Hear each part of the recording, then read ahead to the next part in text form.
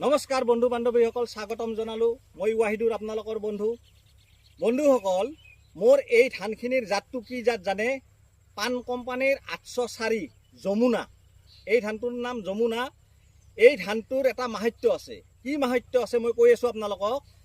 এই ধানটো যদি বানপানী আহি যদি ধানটোৰ কঠীয়াবোৰ যদি বানপানীত বুৰিও যায়, আপোনালোকে চিন্তা কৰিব নালাগে। কাৰণ মই আজি কেইবছৰমানৰ পৰা এই ধানটোৱে মই ৰোপণ কৰি আছোঁ।